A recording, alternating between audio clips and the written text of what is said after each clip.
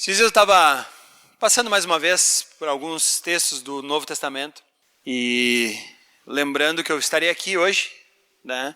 Eu disse, bom, vamos começar a falar um pouquinho, pessoal de Bento, então, algumas coisas da vida do apóstolo Paulo que me empolgam bastante. E a primeira delas foi a disposição que ele teve como cristão de abrir mão de tudo que ele tinha e se colocar implantando igrejas. Ele que havia sido um perseguidor da igreja, e aí tudo aquilo que ele passou, tudo aquilo que ele sofreu, até realmente, efetivamente, vir a se tornar o apóstolo de Deus aos gentios. O quanto a vida dele foi difícil e quantas vezes eu reclamo da minha vida, de algumas coisas. Aí eu paro e penso na igreja perseguida, pessoas que hoje, nesse exato momento, não podem louvar com música alta como está, pessoas que têm que fazer pregações escondidas em casas, em grupos pequenos, por Oriente Médio, Ásia, aquilo que foi o leste europeu, Afeganistão, Kurdistão, Quirguistão, China. Nossa, como nós somos privilegiados, porque nós ocidentais da América Latina, de certa forma, o evangelho para nós ele veio fácil e ele é muito fácil de ser manifesto. Às vezes, talvez o teu vizinho vai te achar meio estranho, meio esquisito, te chamar meio de crente ou alguma coisa assim. Mas com exceção a isso, nós não temos nenhuma dificuldade em sermos realmente cristãos. E aí eu fiquei pensando, ok, para nós hoje, o que é ser uma igreja empolgante? O que é sermos hoje uma igreja que empolga? Uma igreja que realmente atrai as pessoas e realmente faça com que essas pessoas possam compartilhar cada vez mais suas vidas, ou melhor, a vida de Cristo em suas vidas. Isso significa ser uma igreja empolgante. E eu disse, puxa, vamos dar uma olhada, vamos ver o que Paulo pensava. E eu cheguei a um trecho, e eu quero sair daqueles textos mais clássicos, vamos dizer assim, e eu quero pegar um texto da primeira carta aos Tessalonicenses, capítulo 2. Então vá abrindo aí a sua Bíblia. Nós vamos ler os 13 primeiros versículos desse capítulo 2 de 1 aos Tessalonicenses. Só para a gente ter uma ideia, Paulo então, ele fez viagens missionárias. A igreja da cidade de Tessalônica, que é a igreja que recebe essa carta de Paulo aos Tessalonicenses, ela foi visitada então essa cidade por Paulo na sua segunda viagem missionária.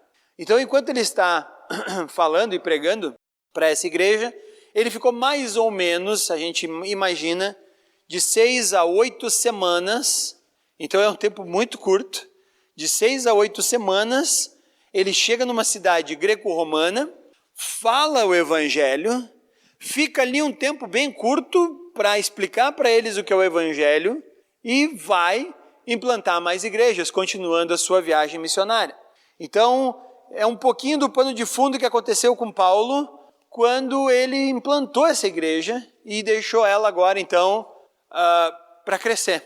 E agora, então, ele escreve essa carta para falar um pouquinho daquela experiência que ele teve com essa igreja, ensinar algumas coisas que ele não teve tempo e também corrigir alguns erros que essas pessoas tinham.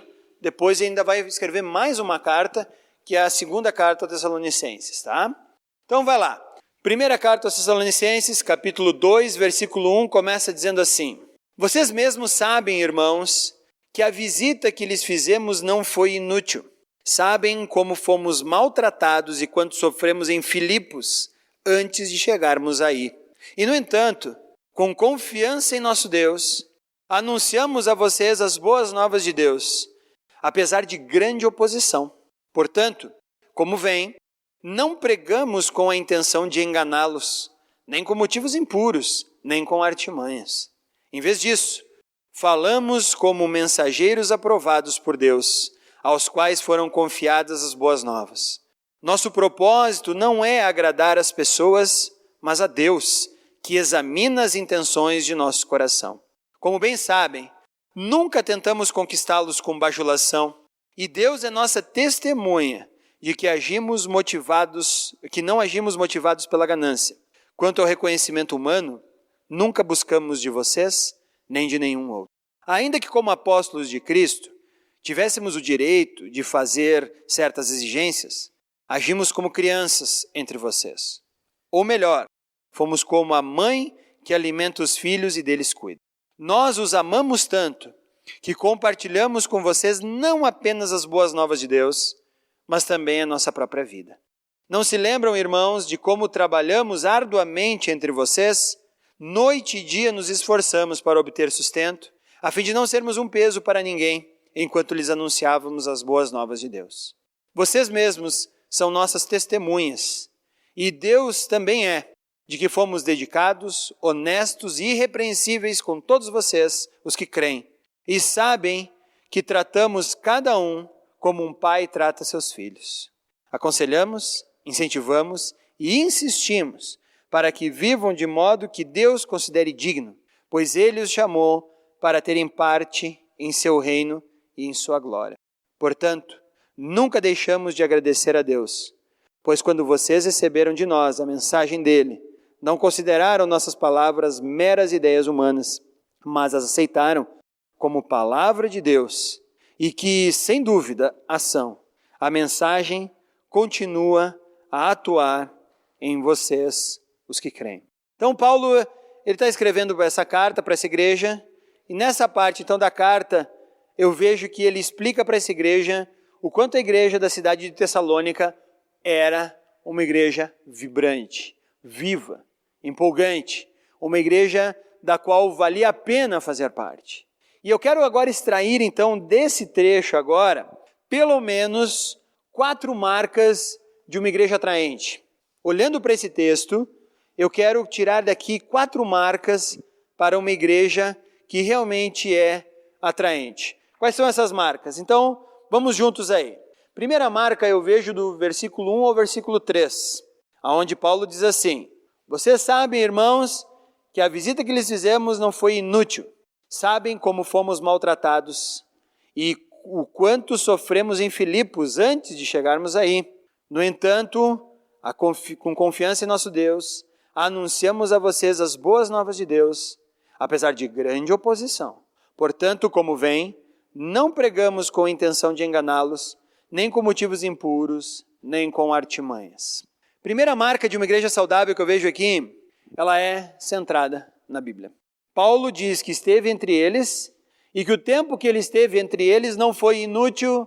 Aqui a palavra pode ser traduzida por inútil, por vazio, por improdutivo, sem propósito. Então ele disse, o tempo que eu tive entre vocês aí foi muito útil, foi muito bom, apesar de tudo aquilo que eu sofri. Sofri em Filipos antes de chegar aí, as pessoas me seguiram aí, você pode olhar o pano de fundo lá no livro de Atos, quanto Paulo sofreu em Filipos, em todas as cidades, até chegar a Tessalônica, nesse momento dessa sua segunda viagem, e ele disse, olha, o tempo não foi fácil, mas o tempo foi extremamente útil. Aí você diz, tá, ok, então não foi fácil, foi útil. O que Paulo considera ter sido útil esse tempo? Ele disse, com confiança em nosso Deus, anunciamos a vocês as boas novas de Deus. Por isso, não foi inútil. A única coisa que seria útil para Paulo, então, era conseguir pregar o Evangelho.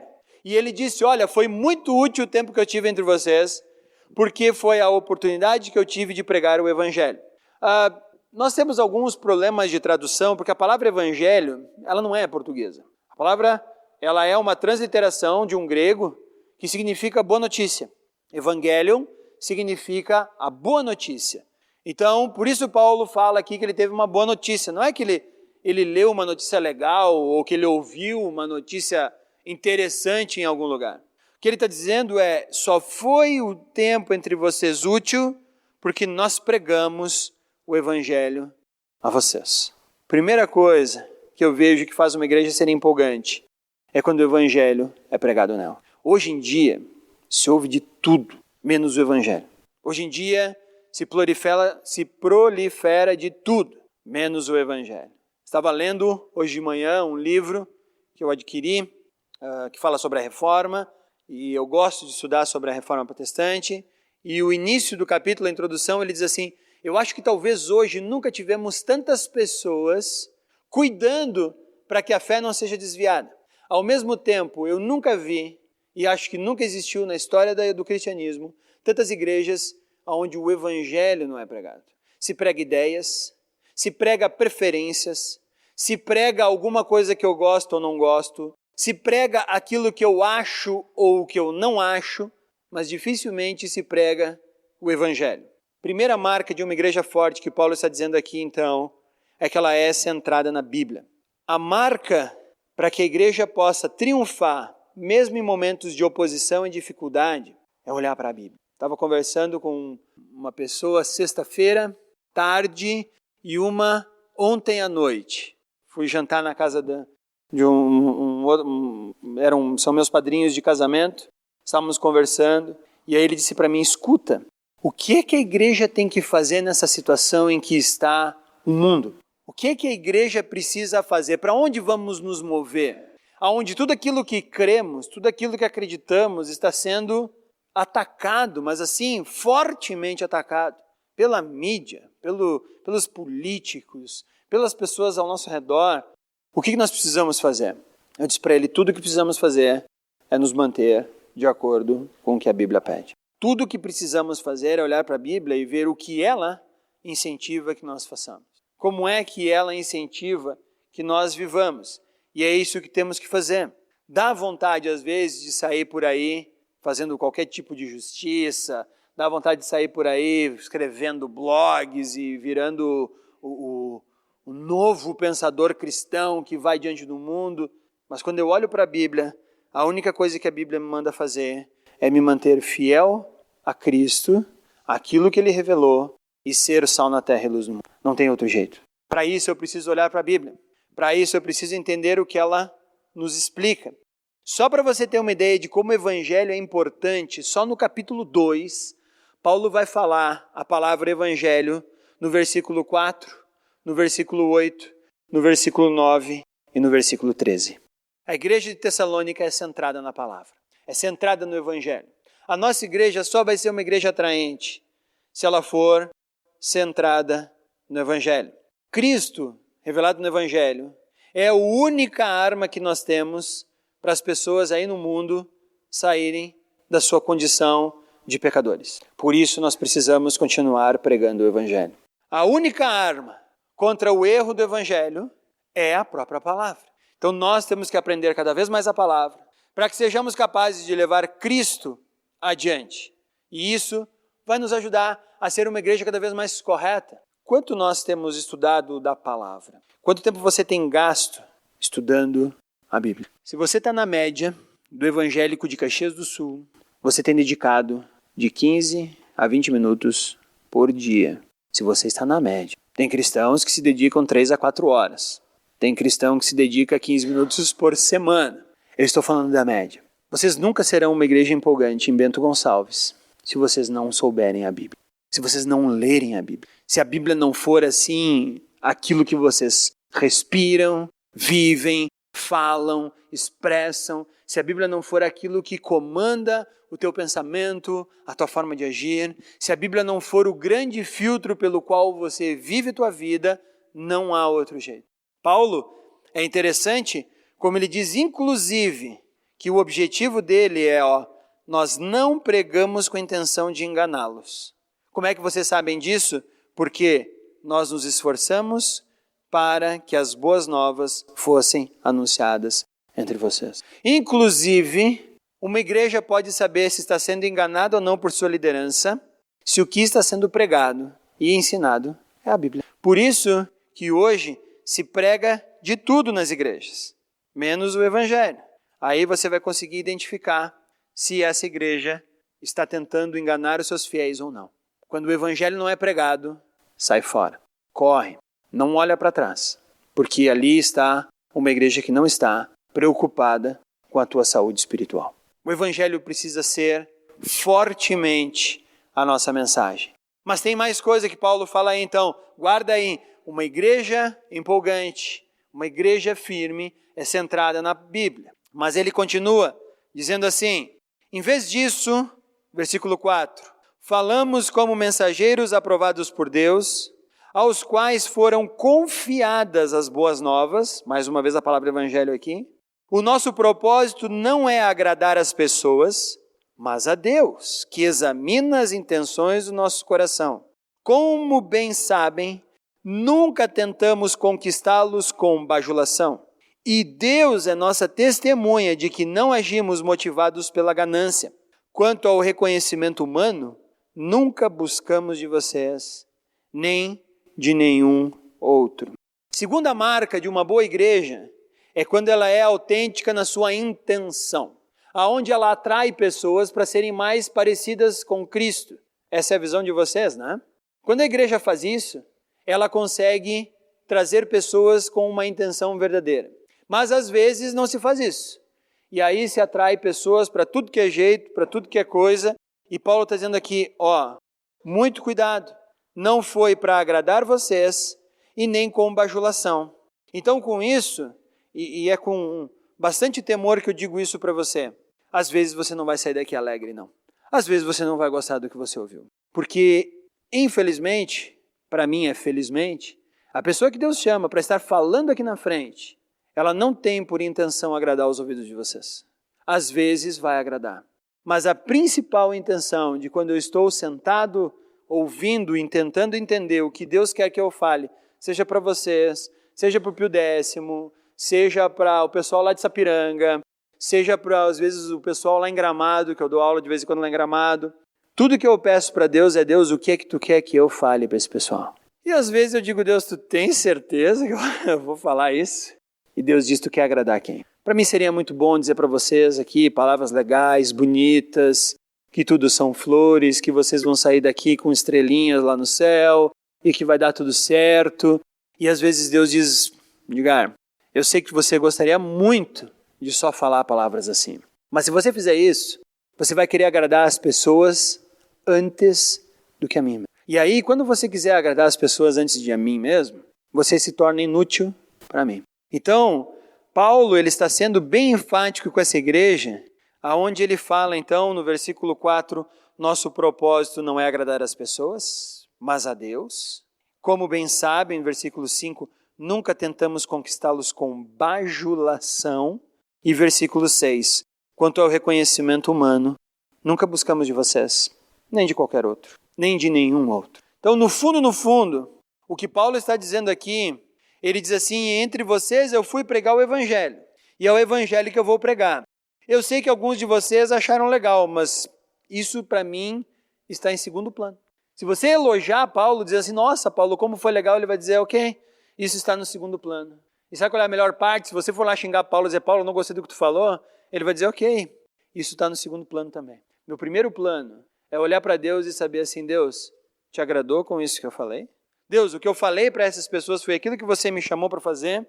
E aí, então, era esse o filtro que ele tinha, se eu estou agradando Deus ou não.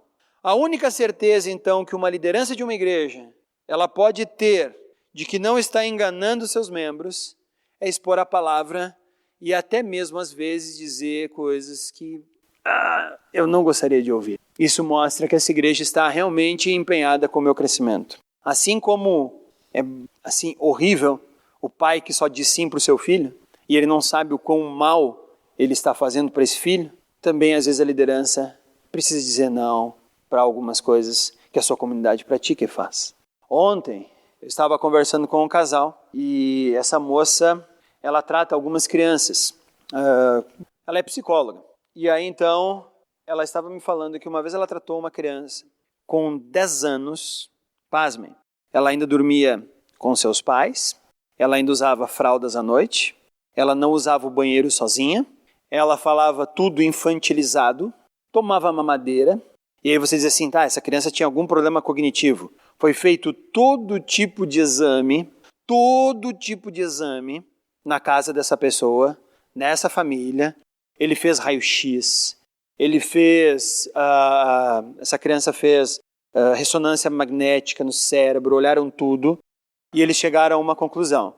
Essa criança é neurologicamente perfeita. O problema do desenvolvimento dela era a ação que os pais não tinham para com ela. Vai dizer, opa, como assim? Isso mesmo. Os pais nunca disseram para ela, chega, você vai dormir na sua cama.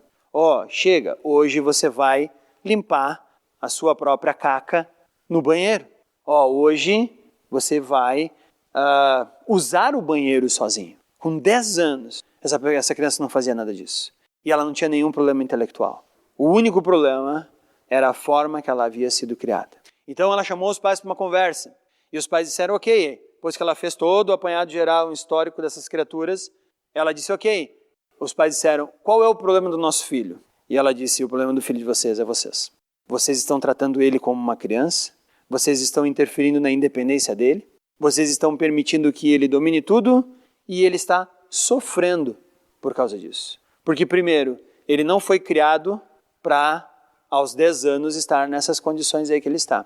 Segundo, ele está sendo ridicularizado pelos seus coleguinhas de aula. Terceiro, se vocês morrerem agora, o que vai ser dessa criatura? Quem vai tratar ele como vocês? Então, assim como os pais às vezes precisam ser duros, rígidos e dizer não aos seus filhos, também às vezes a liderança de uma igreja tem que falar coisas que ela não quer. E isso é a maior garantia de que essa igreja está no caminho certo. Agora, lembre-se da primeira questão. Tudo tem que ser pregado conforme a palavra. A liderança não pode fazer o que ela quer. Ela não pode disciplinar alguém porque ela gosta ou porque ela não gosta do jeito daquela pessoa. Ou porque ela gosta ou não gosta da cara daquela pessoa. Ou porque ela gosta e não gosta, sei lá, da voz daquela pessoa. Tudo tem que estar baseado na Bíblia. Por isso que o primeiro passo de uma igreja saudável é ela ser centrada na Bíblia. Porque aí tudo que essa liderança agora vai fazer, seja incentivar alguém, seja admoestar alguém, seja corrigir alguém, ela vai mostrar na Bíblia, olha, eu estou fazendo isso com você por esse motivo. Está escrito na Bíblia. E se eu não fizer isso, eu vou desagradar a Deus. Então eu estou vindo a você para falar para você que você está em desacordo com a Bíblia, não em desacordo comigo. Gostaria eu de nem ter que me incomodar. Gostaria eu de deixar você viver do jeito que você quer. Mas a Bíblia diz que aqui você precisa ser corrigido, olha. Então dá uma olhadinha aqui. Sinceramente, não fica bravo comigo. Fica bravo com Deus. Foi Ele que escreveu isso aqui. Eu só estou te trazendo, dizendo, olha o que Ele escreveu aqui para você. Ponto. Então, ela é autêntica em sua intenção. A palavra de Deus, pregada de forma pura, é tudo que vai atrair as pessoas. Tenho conversado um pouquinho com os jovens lá do Pio Décimo. Tenho conversado com líderes de jovens de outras igrejas também, e não só de Caxias do Sul. Tenho conversado com líderes de jovens de várias outras igrejas, e eu não sei o que está acontecendo. Eu não sei. Deus sabe. Mas há uma frouxidão acontecendo entre os jovens. Não sei se aqui em Bento acontece. Bento é fora do Brasil, então acho que não acontece. Em que os jovens estão tentando ter um tipo de evangelho meio solto, meio frouxo. E muitos dos jovens, quando você chama eles para algum tipo de compromisso, ou para algum tipo de reflexão, ou até mesmo para algum tipo de correção, o bicho espirra e nunca mais aparece. E aí você fica parecendo assim meio que o Satanás para a vida dele. Assim. Fala no teu nome, fulano lá não, porque ele me corrigiu, porque ele fez isso, porque ele fez aquilo. E eu pensei que era só eu. Eu disse, não, tudo bem, Deus, eu sou meio maluco mesmo, eu sou doidão, quem sabe... Mas eu tenho conversado com outros líderes de jovens e o que eu tenho ouvido é mais ou menos a mesma coisa, tá? Então eu digo, puxa, tem algum problema aí, tem alguma coisa fora. Aí então, um amigo meu, cristão, no intuito de dizer assim, tá, então vamos tornar a igreja mais atrativa às pessoas. Eu disse, tá, ok, como é que fazemos isso? Me dá uma explicação de como é que eu torno a igreja atrativa às pessoas. Me explica, eu quero ouvir. Aí disse, não, a gente podia fazer assim uns programas muito mais animados. Tá, um circo. Não, a gente podia fazer uns negócios mais assim, sei lá, mais legais. Me explica? A gente podia fazer jogos. Um cassino. Não, também não tanto. Tá, até agora tudo que me deu parece que é um circo ou um cassino. Continua, vamos ver se eu te entendo. Tudo que a pessoa falou foram coisas assim muito interessantes, muito legais. Que todo clube de Caxias do Sul já dá para os seus jovens, tá? Se você for procurar o Clube Juvenil, se você for procurar o Clube Guarani, se você procurar o Clube Juventude... Se você procurar o Clube Recreio Cruzeiro, lá em Caxias do Sul, já tem tudo que ele ofereceu e pediu. E assim, muito melhor que nós podíamos fazer, tá? Os caras fazem programas assim excelentes, os caras têm estruturas assim que são ótimas. Aí eu disse para ele, cara, tu já parou para pensar que tudo o que tu me falou, a palavra Bíblia, em momento algum, esteve presente? E eu disse para ele, o dia que eu tiver que fazer alguma coisa atraente, E eu quero, tá? Eu quero fazer alguma coisa atraente para as pessoas. Mas que não envolver a pregação da Bíblia e o fato de eu poder dizer para as pessoas que a salvação delas está em Cristo e que sem Cristo elas estão perdidas, eu estou fora. Paulo está dizendo que tudo o que precisa acontecer numa igreja para que as pessoas sejam atraídas a essa igreja é a pregação clara do Evangelho. Para isso, o líder precisa estar primeiro disposto a agradar a Deus e depois as pessoas. Então tomem cuidado. Nunca caiam na tentação de transformar isso aqui num clube, num circo, num cassino, numa coisa legal. Sempre façam com que isso seja uma igreja, sempre. É para isso que vocês estão aqui. Então, a intenção real da igreja é que pessoas sejam atraídas única, total e exclusivamente pela pregação do Evangelho. Ah, mas podemos pregar o Evangelho de formas diferentes? Isso eu gostaria de sentar e gostaria de discutir. Vamos lá. Aí eu assim, fico 3 dias conversando com... Se nós descobrirmos uma forma muito mais legal de pregarmos o Evangelho na sua essência, na sua verdade, então tá, nós vamos fazer isso. Mas não me traga nenhuma outra proposta em que não inclua a pregação real do Evangelho. Porque senão nós vamos atrair pessoas aos montes. Mas assim aos montes. O problema é o que eu vou plantar. E aí todo o tempo gasto, será que eu vou poder dizer que nem Paulo não foi inútil? Porque a gente corre o risco. Uma vez eu estava conversando com os jovens de vocês, não vou dizer quem são os jovens para não expô-los, mas vocês vão rir. Uma vez disseram assim, tem uma igreja aí em Bento, eu não sei, tá? Nós estamos lá no outro prédio, lá, não sei onde é que é essa igreja. Quero ir. Que distribui no final do culto hambúrguer. Aí, quem sabe a gente podia começar a distribuir hambúrguer. Eu disse, tá, não é ruim a ideia, eu ia gostar, cara, ir para Caxias comendo hambúrguerzinho dentro do meu carro ia ser divertido. A questão é, quando a gente parar de distribuir hambúrguer, vai ter gente chegando aí ou não? Porque se não tiver gente, se as pessoas vêm por hambúrguer, então faz o seguinte, pega e monta um restaurante ali no centro e sai distribuindo hambúrguer, transforma isso no teu ministério. Mas igreja não é para distribuir hambúrguer. Tudo que tem que atrair alguém para dentro da igreja é a palavra de Deus pregada de forma pura, sem hipocrisia, sem bajulação e sem com que o líder que está pregando queira reconhecimento das pessoas. Então vamos lá, guarda aí. Primeira coisa, ela é Bíblia, centrada na Bíblia, uma igreja empolgante. Segundo, ela é verdadeira nas suas intenções. As suas intenções são agradar a Deus. Agora nós vamos entrar na terceira parte, que está no versículo 7 ao 11, que diz assim: ainda que como apóstolo de Cristo tivéssemos o direito de fazer certas exigências, agimos como crianças entre vocês. Ou melhor, fomos como a mãe que alimenta os filhos e deles cuida. Nós os amamos tanto que compartilhamos com vocês não apenas boas novas de Deus, mas também nossa própria vida. Não se lembram, irmãos, de como trabalhamos arduamente entre vocês? Noite e dia nos esforçamos para obter sustento a fim de não sermos um peso para ninguém enquanto lhes anunciamos as boas novas de Deus. Vocês mesmos são nossas testemunhas e Deus também é, de que fomos dedicados, honestos e irrepreensíveis com todos vocês, os que creem, e sabem que tratamos cada um como um pai trata seus filhos. Segura aí, versículo 11. Primeiro, então, a igreja é centrada na Bíblia. Segundo, ela tem como intenção agradar a Deus. E terceiro, ela vive como uma família. Porque senão, seria muito complicado, né?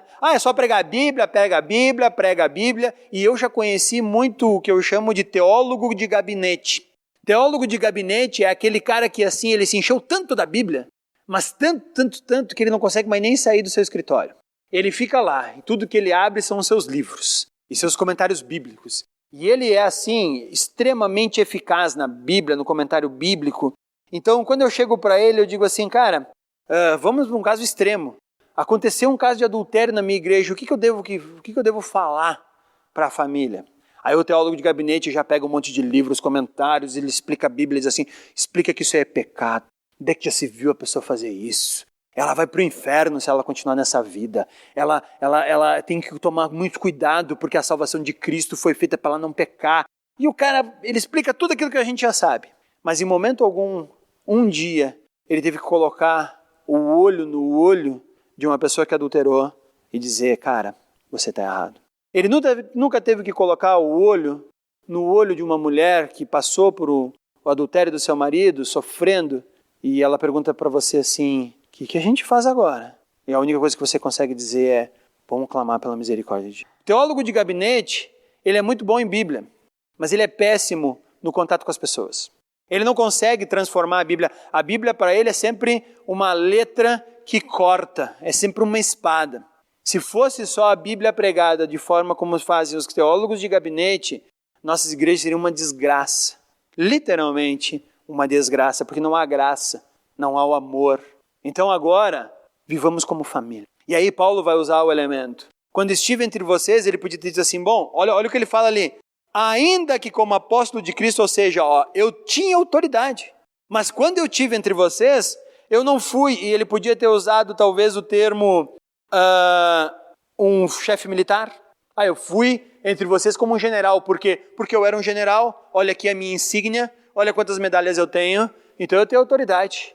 Pode me dar aí o melhor quarto, escutem todos vocês em silêncio, não falem nada, porque eu estou aqui dizendo para vocês o que vocês têm que fazer. Ou quem sabe, ele podia ter descrito, eu vim aqui para vocês como uma espécie de príncipe, um filho do rei, ou, como algumas pessoas gostam de gostar, o ungido do Senhor. Quem são vocês para agora fazer qualquer tipo de questionamento ao grande ungido do Senhor que sou eu? Paulo diz assim, não, quando eu estive entre vocês, eu tive como uma criança. Não, melhor ainda, eu tive como uma mãe. E ele termina o versículo 11 dizendo que ele foi como um pai. Uma igreja precisa viver como uma família. Tudo que vai tornar vocês fortes e empolgantes serão os laços de amor que vocês terão uns com os outros. Fora isso, gente, nada vai atrair as pessoas. Quando vocês amarem-se uns aos outros, o mundo saberá que vocês são meus discípulos. O mundo saberá que vocês são meus discípulos. Eu não sei quantos de vocês sabem, mas eu tive uma juventude, assim, muito louca, tá? Eu era aquilo que se podia chamar de vida louca. E um dia eu fui encontrado pela graça de Cristo e comecei a frequentar uma igreja que era a Aliança Centro, lá em Caxias. Há muitos anos atrás, 17, 18 anos atrás. E algumas pessoas então descobriram, conforme eu fui falando, o que eu era, que na minha época então eu fazia parte da Juventude Socialista de Caxias do Sul. Sim, eu já confessei os meus pecados, tá? Eu não sou mais uma pessoa que quer o comunismo, mas já fui fazer pichação e um monte de coisa lá em Caxias. O viaduto Mário Vanim, eu fui o primeiro que pichou ele. Botei lá socialismo, fora Vanim, né? E eu era então como um bom socialista ou um bom comunista. Na verdade, a pessoa ela é socialista, o objetivo de todo socialista é o comunismo. O comunismo seria o governo de todos os socialistas. Aí então, algumas pessoas então ficaram sabendo que eu era ateu também. Eu não acreditava em Deus. Que negócio de Deus, Bíblia, esse negócio, para mim não existia nada disso. Então, quando algumas pessoas sabem essa parte da história, da minha história, elas vêm conversar comigo. Eu digo, eu tenho um amigo ateu. Como é que eu faço para converter ele? Eu digo, querido, tu nunca vai conseguir fazer isso. Jamais você converte qualquer pessoa. O máximo que eu posso converter a pessoa é converter ela para mim. Ela vai ficar minha amiga. Agora, para Jesus, não tem jeito. Então, eu já dou a primeira cortada ali. Tá, mas e aí, como é que eu faço para falar de Jesus para essa pessoa? Aí vem o segundo corte, né? Porque, em geral, quando a pessoa faz, eu faço a segunda, já prepara, né? Eu faço a primeira e já preparo a segunda. Porque eu sei que essa é a próxima pergunta. Como é que eu falo de Jesus para um ateu? E eu digo, você não fala de Jesus para um ateu. Opa, como assim não fala? Não fala. Porque para ele é um argumento que você tem, vai bater no muro das ideias dele e vai cair aqui no chão. Você vai falar da Bíblia e vai dizer, eu não acredito na Bíblia. Opa, caiu ali. Mas olha, tem Jesus, eu acredito em Jesus, você vai dizer para um ateu, o ateu vai dizer, eu também acredito em Jesus. Foi um homem histórico, mal compreendido, que tinha ideia de ser um cara bonzinho. Os romanos acharam que ele era um subversivo e ele foi morto. Aí um bando de doido achou que ele era Deus e aí começou a inventar um tal de evangelho aí. E aí piraram todo mundo e viraram os doidos aí achando que ele era Deus. Bate no muro e vai lá embaixo. Aí diz assim, tá, ok. Então não tem como um ateu chegar para Cristo? Eu digo, bom, isso você não pode dizer, porque eu estou aqui. Então tem. Então como é que eu faço? Ame. Ame essa criatura, ouça essa criatura. Muito do que ela vai te falar, assim, é umas bobagens que você vai dizer assim, meu Deus, Jesus, parece que eu estou tendo uma espécie de microcefalia agora. Aguenta, você precisa ouvir ele, porque se você não ouvir ele, ele também não vai querer te ouvir. Aguenta, ama ele e, de preferência, chame ele para um círculo de amizade teu. Cristão. Por quê? Quando ele começar a ver você se amando, Eles vão dizer assim, opa, mas peraí, que história é essa? Esses caras gostam mesmo uns dos outros, hein? Eles até têm opinião contrária e aí eles discordam uns dos outros, mas aceitam. Eles até me aceitam aqui e eu nem sou cristão. O que eu estou fazendo aqui no meio desses cristãos aqui? Quando ele entendeu o que é amor, aí ele vai começar a parar um pouquinho para ouvir o que é Jesus. Só quando nós vivermos como família é que alguém vai dar ouvido para aquilo que a gente tem a dizer. Senão, gente, sinceramente, é argumento contra argumento. E argumento contra argumento está tão ruim o mundo que aí fica esse debate das ideias. Não, vamos chamar agora um cara que era ateu e vai mostrar para vocês, ateus, que Jesus é... Ele não vai mostrar, vai ficar argumento contra argumento. Na verdade, que você vai arrumar uma boa briga. Uma boa briga às vezes é boa, de ver, de olhar, até de participar, mas ela não aproxima as pessoas de Jesus. São bons argumentos sendo explicados, ditos e falados. Quando vocês amarem uns aos outros, foi isso que Jesus falou para os seus discípulos, lá no Evangelho de João. O mundo saberá que vocês são realmente meus discípulos. Como é que vocês têm se amado aí, pessoal? Como é que Bento tem visto a aliança de Bento? Uma família que se ama, centrada na Bíblia, cuja intenção única é de agradar a Deus, de pregar o Evangelho, ou eles veem vocês apenas como mais um bando de crente? E bando de crente é isso mesmo. Bando de crente é aquele cara que acredita na Bíblia, ele vai na igreja, mas ele não gosta de um, ele não vai com a cara do outro, ele fica meio assim com o outro, aí sai porque deu problema. Hoje quem é que vai pregar? Ih, é esse aí que vai pregar, estou indo embora. Olha lá, ó, aqui está tocando louvor. Olha ali, né? Até parece que a gente não conhece a vida desse cara aí, me mandando adorar Jesus. Eu conheço ele. Cara, isso não é família. Isso não é família. Enquanto a igreja, ou como igreja, formos assim, nosso argumento é bem fraco. Mas quando nós nos amarmos, formos como filhos, pais e mães, aí sim a gente vai ser atraído. Primeiro nós somos atraídos pelo amor que sentem uns pelos outros. Depois o motivo desse amor, porque a gente vai descobrindo que as pessoas são...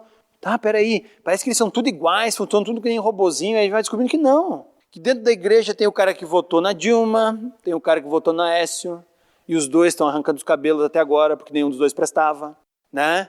Tem o cara que votou no prefeito atual, tem outro que votou no que era antes, e tem cara que é colorado, tem cara que é gremista, tem até corintiano, né? Aí tu diz assim, puxa, mas o que está acontecendo? Exatamente isso. Aí a pessoa vai perguntar, ok, vocês se amam, mas o que é que une vocês? O nosso pai nos une. Quem é o pai de vocês? É Jesus. Não pode. E aí você vai ganhar essa pessoa. E aí ela vai parar para ouvir Jesus. Enquanto isso não acontecer, isso não é verdade. Família. Vivam como família. Para que como família, vocês possam ser agora equilibrado. Lembra que eu falei, a palavra de teólogo de gabinete é como uma espada. Já quando ela acontece no meio da família, a família é como um veludo. Uma boa igreja ela é tanto aço quanto um veludo. Por quê? Bom, o aço, não preciso dizer, ele é duro, frio, corta, né? O veludo, ele é legal, ele aconchega, ele aproxima. Então uma boa igreja é tanto aço quanto veludo. O que ela não pode é ser só aço, porque se é só aço, ela só vai cortar. Mas ela também não pode ser só veludo, porque se é veludo, ela é uma igreja mole, ela é uma igreja que aceita qualquer coisa, ela é uma igreja que não vai exigir nada das pessoas ao seu redor, aí ela vira só veludo, vira meio ruim. Então uma boa igreja, ela é tanto aço quanto veludo. Então ela é tanto palavra e evangelho quanto família. Ela não está disposta a agradar as pessoas primeiro, mas a Deus. Mas ao mesmo tempo, a gente tem que estar disposto a viver como família com as pessoas ao seu redor. Então vamos lá, centrada na Bíblia, real na sua intenção, vive como família, e a última parte agora, versículos 12 e 13. Aconselhamos, incentivamos e insistimos para que vivam de modo que Deus considere digno, pois Ele os chamou para terem parte em seu reino e em sua glória. Portanto, nunca deixamos de agradecer a Deus, pois quando vocês receberam de nós a mensagem dele, não consideraram nossas palavras meramente humanas, mas as aceitaram como palavra de Deus, o que sem dúvida são.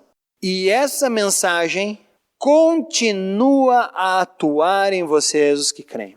Última pilar de uma igreja vibrante, então, é que ela é relevante hoje. A igreja não é uma coisa velha, porque a Bíblia é um livro velho que está lá no passado e só serve para coisas do passado. Não serve para hoje a Bíblia. Olha o que Paulo está dizendo ali. Essa mensagem continua a atuar em vocês, os que creem. Mais uma vez, a Bíblia passa a ser o cerne, e é por isso que ela tem que ser o cerne, porque ela está continuamente em ação nas nossas vidas.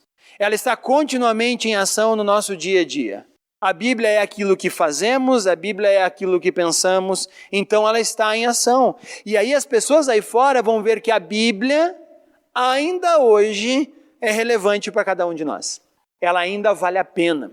Não é um livro velho que ficou lá atrás, esquecido no tempo. Não. Ela ainda hoje me faz agir da forma que eu ajo, me faz fazer aquilo que eu gostaria de fazer.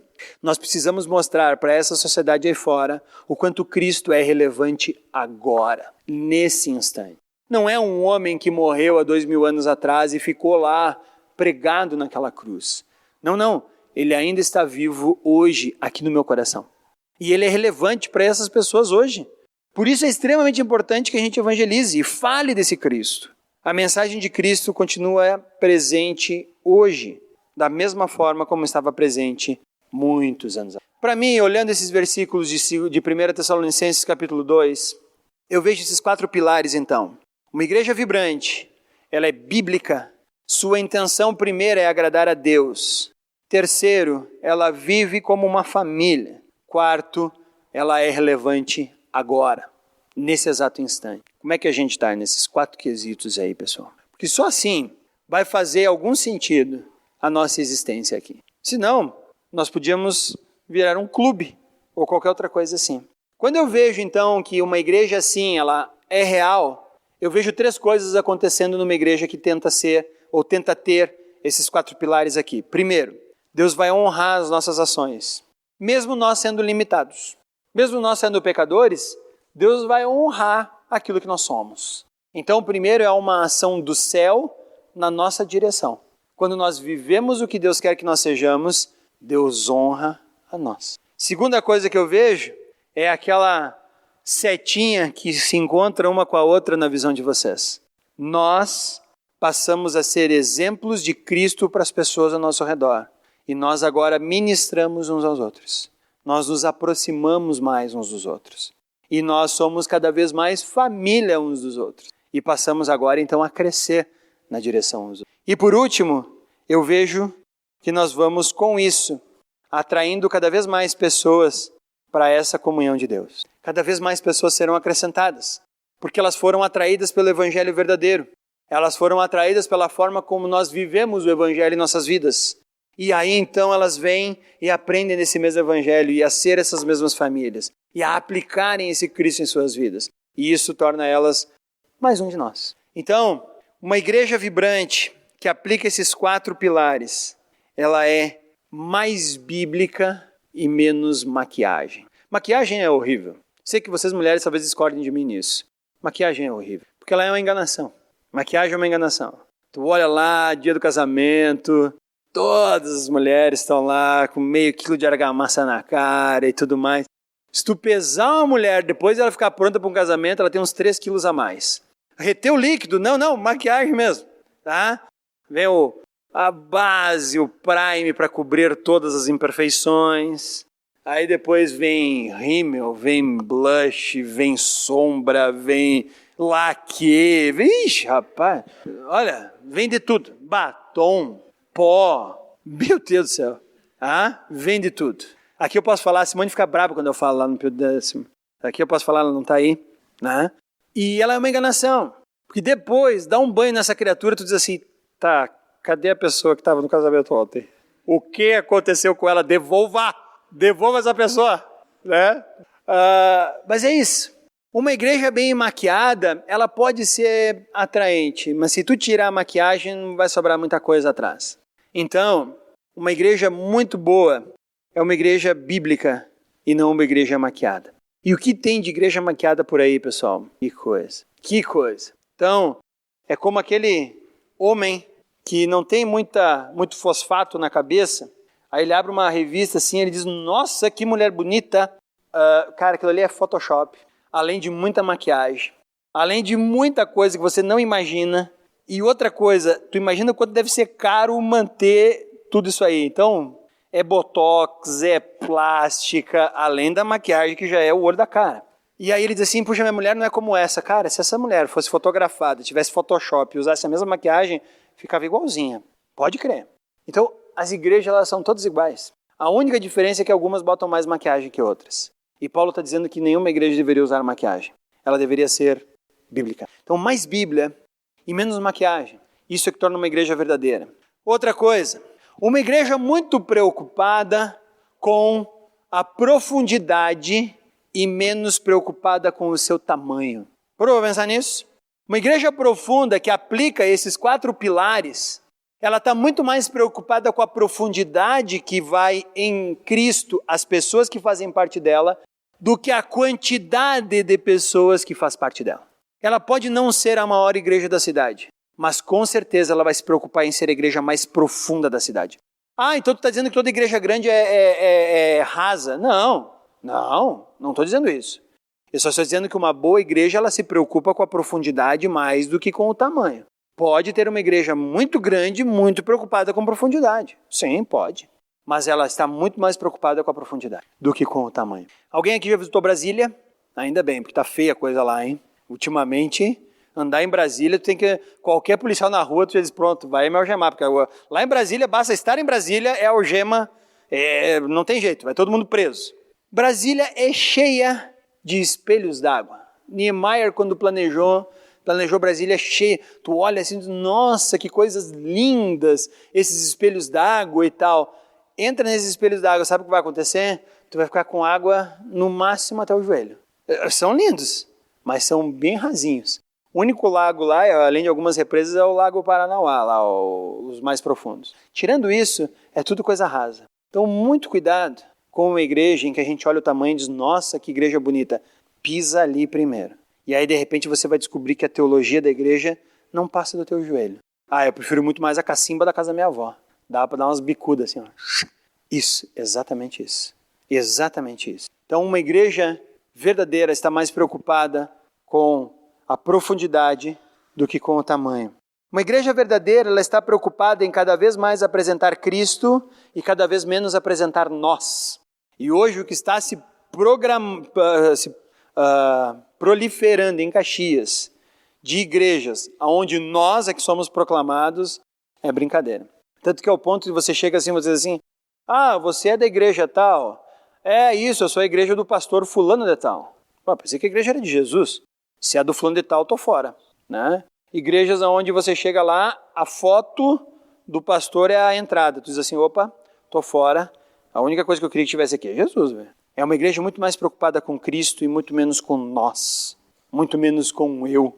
Então ela é bíblica, profunda, cristã e ela está com muito mais alegria, muito menos religiosidade. Ela vive mais alegre. A religiosidade é aquele negócio assim, você vem e o cara diz assim, não pode isso, não pode aquilo, não pode aquele outro, aquilo lá também não pode, aquilo ali não pode aquele outro também. Cabelo crespo não pode, mas também cabelo liso não, tem que ter o cabelo mais ou menos onduladinho.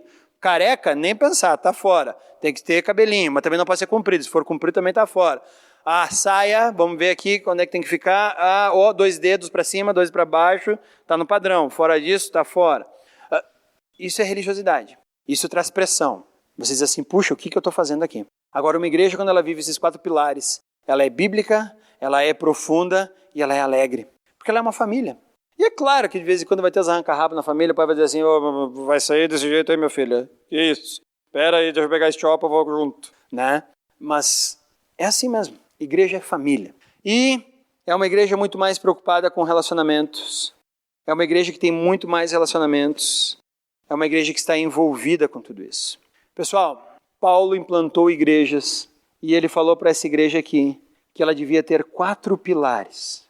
Ela devia ser bíblica, ela deveria querer agradar a Deus, ela deveria viver como uma família e Deus nela deveria ser ativo sempre, relevante em todos os momentos. Se vocês forem isso, sai da frente. Vocês vão transformar Bento Gonçalves. Se nós não formos isso, nós não vamos transformar coisa alguma. Vamos ser apenas mais algumas comunidades que não vão fazer diferença alguma. Então eu quero que você agora faça um compromisso com Deus de ser um cristão empolgante. E todo cristão empolgante faz parte de uma igreja empolgante. E toda igreja empolgante, ela é extremamente relevante na sociedade que ela vive. Então eu gostaria de orar para pedir para que vocês todos pudessem, para que nós todos pudéssemos ser cada vez mais cristãos empolgantes.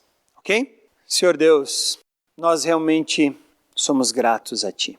Somos gratos porque podemos olhar a Tua Palavra e na Tua Palavra vemos exemplos de igrejas que são extremamente saudáveis, vivas, eficazes, relevantes, bíblicas, alegres e conseguem empolgar as pessoas ao seu redor.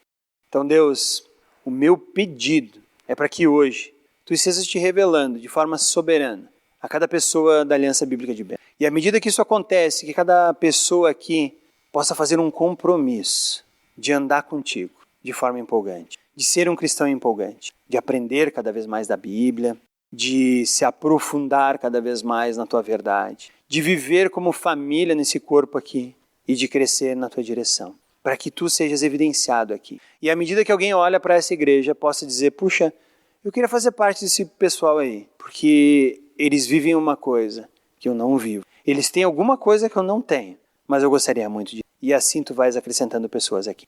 Então, Deus, que a Aliança de Bento possa ser cada vez mais semelhante a Cristo, para atrair pessoas a Ti. Cada um de nós aqui possa ter essa verdade em mente, possamos mudar essa realidade e possamos ser os cristãos que Tu queres que nós sejamos. É para isso, Pai, que nós pedimos e agradecemos muito a oportunidade de ouvir a Tua palavra. Amém.